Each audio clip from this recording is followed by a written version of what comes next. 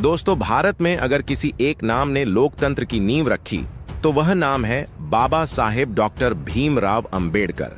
और अगर आज के भारत में किसी एक नाम ने उद्योग, निवेश और आत्मनिर्भरता की पहचान बनाई है तो वह नाम है मुकेश अंबानी। अब जरा सोचिए, जब देश का सबसे बड़ा उद्योगपति देश के सबसे बड़े विचारक और संविधान निर्माता पर खुलकर बोले तो उसका असर कितना गहरा होगा। हाल ही में कॉरपोरेट और सामाजिक जिम्मेदारी पर आयोजित एक कार्यक्रम में मुकेश अंबानी ने बाबा साहेब अंबेडकर को लेकर ऐसा बयान दिया जिसने सोचने वालों को सोचने पर मजबूर कर दिया और जातिवादी मानसिकता को आईना दिखा दिया। तो दोस्तों, अगर आप चैनल पर नए हो तो चैनल को अभी के अभी सब्सक्राइब करो और वीडियो को भी लाइक कर दो और वीडियो अपने दोस्तों के साथ शेयर कर दो। तो चलिए वीडियो शुरू करते हैं। दोस्तों, मुकेश अंबानी ने कहा, डॉक्टर अंबेडकर सिर्फ संविधान के निर्माता नहीं थे, वह भारत के सामाजिक और आर्थिक भविष्य के वास्तुकार थे। अगर आज भारत दुनिया की सबसे बड़ी लोकतांत्रिक अर्थव्यवस्था बनने की ओर बढ़ रहा है तो उसकी नींव अंबेडकर जी के विचारों में छिपी है।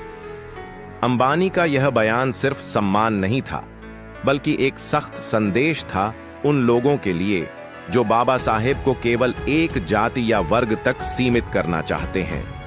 अंबानी ने आगे कहा कि समान अवसर, इक्वल अपॉर्चुनिटी का विचार जो आज कॉरपोरेट जगत की रीढ़ बन चुका है, वह डॉक्टर अंबेडकर के सामाजिक न्याय के सिद्धांतों से ही निकला है। उन्होंने स्पष्ट शब्दों में कहा, बिना सामाजिक न्याय के कोई भी देश आर्थिक रूप से महान नहीं बन सकता।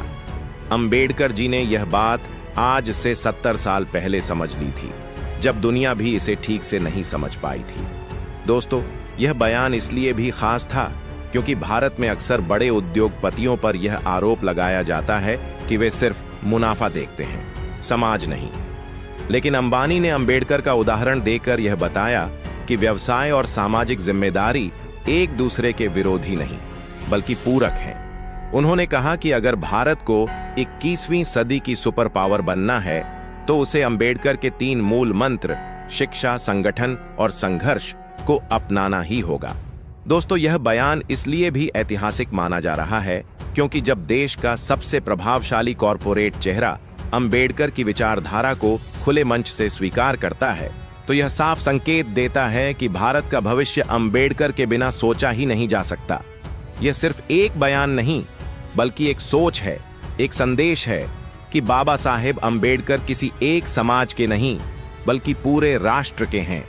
तो दोस्तों, मैं आपको बता दूं, इतिहास में कुछ लोग ऐसे होते हैं जो समय के साथ छोटे नहीं पड़ते, बल्कि समय ही उनके सामने छोटा पड़ जाता है। और बाबा साहेब डॉक्टर भीमराव अंबेडकर ऐसे ही महामानव थे जिन्होंने भारत को सिर्फ आजादी के बाद जीने का तरीका नहीं सिखाया, बल्कि यह भी बताया कि आजादी का मतलब क्या होता है। बाबा साहेब ने जिस भारत का सपना देखा था वह मंदिर, मस्जिद या ऊंच नीच में बंटा हुआ भारत नहीं था, बल्कि ऐसा भारत था जहां इंसान की पहचान उसके जन्म से नहीं, उसके कर्म और विचारों से तय हो। उन्होंने बहुत साफ शब्दों में कहा था कि अगर समाज में स्वतंत्रता है लेकिन समानता नहीं तो वह स्वतंत्रता खोखली है, और अगर समानता है लेकिन भाईचारा नहीं तो वह समाज कभी टिक नहीं सकता। यही कारण है कि उन्होंने संविधान के मूल में स्वतंत्रता, समानता और बंधुता को रखा, क्योंकि वे जानते थे कि बिना बंधुता के कानून भी अत्याचार का हथियार बन सकता है। दोस्तों, बाबा साहेब ने कभी किसी धर्म, संस्कृति या परंपरा से नफरत नहीं की। उन्होंने नफरत की तो उस सोच से जो इंसान को इंसान से छोटा बनाती है। उन्होंने अंधविश्वास को इसलिए चुनौती दी क्योंकि अंधविश्वास इंसान को सवाल पूछने से रोक देता है, और बाबा साहेब सवाल पूछने वाले समाज के पक्षधर थे। वे चाहते थे कि भारत का हर नागरिक यह पूछ सके कि मेरे साथ भेदभाव क्यों, मेरे अधिकार कम क्यों और मेरी आवाज दबाई क्यों जा रही है। बाबा साहेब ने महिलाओं को सिर्फ कानूनन अधिकार नहीं दिए, बल्कि उन्हें आत्मविश्वास दिया कि वे समाज के हाशिए पर नहीं, बल्कि समाज की धुरी हैं। हिंदू कोड बिल के जरिए उन्होंने विवाह, संपत्ति और सम्मान में महिलाओं को बराबरी का दर्जा देने की कोशिश की, और जब यह देश उस समय इसके लिए तैयार नहीं था, तब भी उन्होंने अपने पद की परवाह किए बिना सच का साथ नहीं छोड़ा। दोस्तों, बाबा साहेब का योगदान इतना अनमोल है कि अगर आज भारत का सबसे गरीब नागरिक भी अदालत में खड़े होकर सबसे ताकतवर व्यक्ति के खिलाफ न्याय मांग सकता है, तो वह संविधान की ताकत है और संविधान बाबा साहेब की साधना का परिणाम है। उन्होंने भारतवासियों पर ऐसा उपकार किया है जिसे किसी स्मारक, किसी जयंती या किसी नारे से चुकाया नहीं जा सकता, क्योंकि उन्होंने हमें अधिकार ही नहीं दिए, उन्होंने हमें अन्याय के खिलाफ खड़े होने का साहस दिया। बाबा साहेब का सपना ऐसा भारत था जहां शिक्षा अमीरों की बपौती न हो, जहां स्कूल किसी जाति की दीवार से नहीं घिरे हों और जहां ज्ञान को पाप नहीं बल्कि मुक्ति माना जाए। उन्होंने कहा था कि शिक्षा वह शेरनी का दूध है जो पिएगा वही दहाड़ेगा।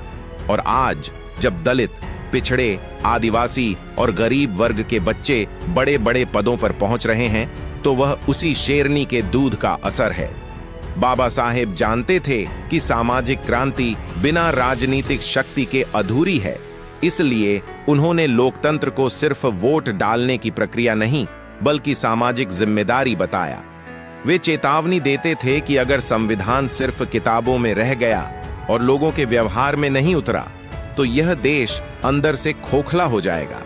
दोस्तों, बाबा साहेब का संघर्ष सिर्फ उनके लिए नहीं था, बल्कि हर उस व्यक्ति के लिए था जो कभी अपमानित हुआ, कभी चुप कराया गया, कभी उसकी योग्यता से पहले उसकी जाति देखी गई। उन्होंने हमें यह सिखाया कि भीख में मिले अधिकार नहीं बल्कि संघर्ष से मिले अधिकार ही समाज को बदलते हैं। बाबा साहेब ने बदले की नहीं, बदलाव की बात की, हिंसा की नहीं, विवेक की बात की और नफरत की नहीं, न्याय की बात की। वे जानते थे कि सच्ची क्रांति तलवार से नहीं, विचार से होती है। आज जब हम उन्हें याद करते हैं तो हमें यह समझना होगा कि बाबा साहेब को पूजने से ज्यादा जरूरी है उनके विचारों को जीना, क्योंकि अगर समाज में आज भी कोई बच्चा भेदभाव महसूस करता है, कोई महिला डर में जीती है या कोई नागरिक अपने अधिकारों से अनजान है, तो यह बाबा साहेब के अधूरे सपने की याद दिलाता है। बाबा साहेब सिर्फ इतिहास नहीं है, वे वर्तमान की चेतावनी और भविष्य की दिशा हैं, और यही कारण है कि वे कभी पुराने नहीं पड़ते। इसलिए दोस्तों, बाबा साहेब आंबेडकर को याद करना सिर्फ श्रद्धांजलि नहीं, बल्कि यह वादा है कि हम ऐसा भारत बनाएंगे जहां इंसान होने के लिए किसी प्रमाण पत्र की जरूरत न पड़े और जहां हर नागरिक गर्व से कह सके, यह देश मेरा है और मैं इस देश में बराबर हूं। तो दोस्तों, आपके इस विषय पर क्या विचार है, हमें कमेंट करके बताइए। और अगर वीडियो पसंद आया हो तो वीडियो को लाइक करके चैनल को सब्सक्राइब जरूर करें।